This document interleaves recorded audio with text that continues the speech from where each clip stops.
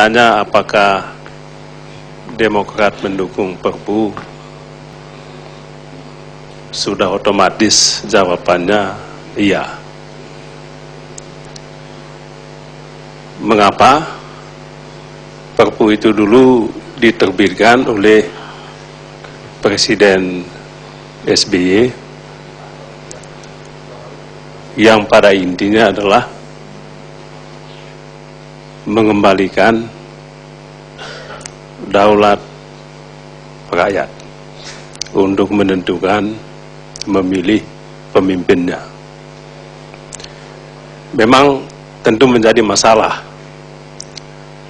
Masalahnya adalah mengapa waktu di pembahasan di tingkat 2, Demokrat pada saat itu mengambil posisi walkout.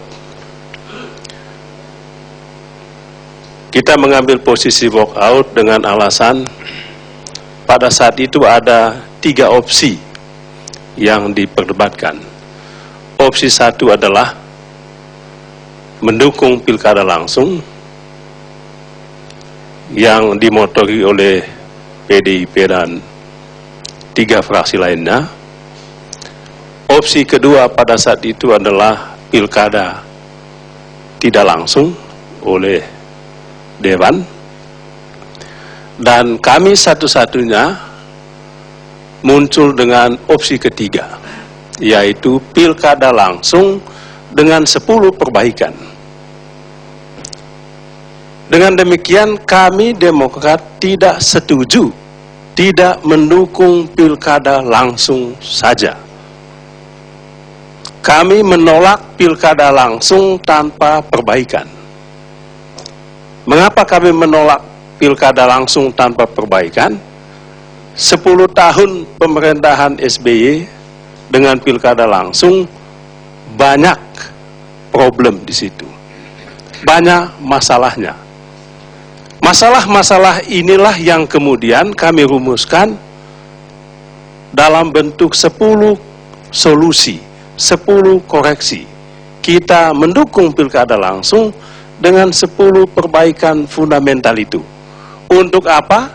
Untuk mengisi, untuk mencegah, untuk mengatasi dampak negatif pemilu kada langsung. Nah, pada saat itu, ketika lobi-lobi dalam sidang-sidang di parlemen, pendukung opsi 1 tetap pendiriannya, mendukung pilkada langsung tanpa perbaikan. Teman-teman yang mendukung pilkada oleh Dewan juga tetap tidak mengubah sikapnya, dan kami pada saat itu tetap pada sikap kami mendukung pilkada langsung dengan 10 perbaikan. Kalau opsi kami waktu itu 10 perbaikan fundamental, pilkada langsung dengan 10 perbaikan fundamental didukung oleh teman-teman yang mendukung pilkada langsung, maka sebetulnya kami tidak walk out. Dan saya yakin Perpu itu pun tidak akan diterbitkan. Jadi dengan demikian sebetulnya sikap kami tetap konsisten. Demokrat mendukung pilkada langsung dengan 10 perbaikan itu. Dan pilkada langsung dengan 10 perbaikan fundamental inilah yang kemudian dituangkan dalam Perpu yang pada saat ini sudah disampaikan ke parlemen untuk kemudian nanti diputuskan pada awal tahun 2015 ini. Jelas kami di Dewan wajib mengawal, wajib melakukan pendekatan-pendekatan, baik pendekatan terhadap KIH yang mendukung pilkada langsung tanpa perbaikan, maupun melakukan komunikasi, membangun komunikasi dengan teman-teman yang tetap menginginkan pilkada tidak langsung. Itu kewajiban kami. Dan jadi, kami akan berusaha untuk mensukseskan itu. Jelasnya waktu di DPR itu Demokrat berbeda dengan pemerintah yang mengajukan RUU. Apa pilkada tidak langsung. Pada waktu itu sebetulnya tidak ada perbedaan. ada masalah teknis. Ada yang mengatakan begini, mengapa kalau pemerintah sungguh-sungguh memang mendukung pilkada langsung, mengapa pemerintah tidak mencabut saja RUU-nya, rancangan undang-undangnya? Kan ada yang berpandangan begitu, ada ahli yang mengatakan begitu. Ahli-ahli ini saya katakan bahwa tidak salah. Tetapi kalau ahli-ahli ini mengetahui mekanisme pembahasan rancangan undang-undang tingkat 1 di Dewan, maka kalau pemerintah waktu itu mencabut, mayoritas fraksi menolak itu.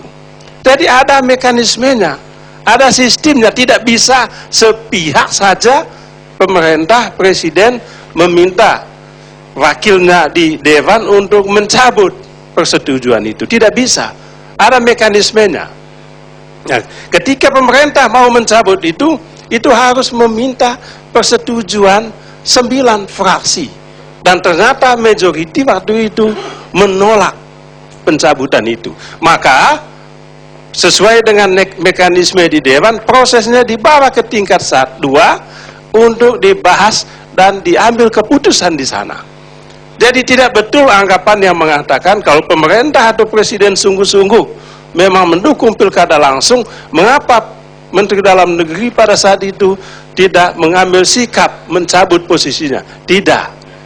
Ada mekanismenya, ada aturannya. Kita jalan di atas mekanisme itu. Kita jalan sesuai dengan aturan yang ada. Kalau waktu itu tidak ada aturan begitu, maka pasti sudah kita ambil sikap demikian. Oke, tapi sekarang dengan sikap dari Golkar yang tetap dengan pilkada tidak langsung, apakah nasib koalisi dengan Demokrat bisa saya katakan terbelah? Sebetulnya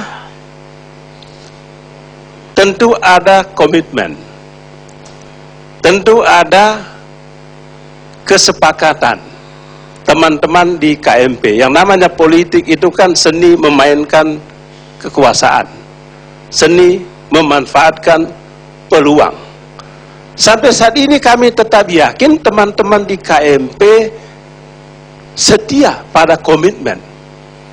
Komitmen apa? Komitmen untuk menjaga kebersamaan, khususnya komitmen untuk meloloskan Perpu Pilkada langsung. Mengapa?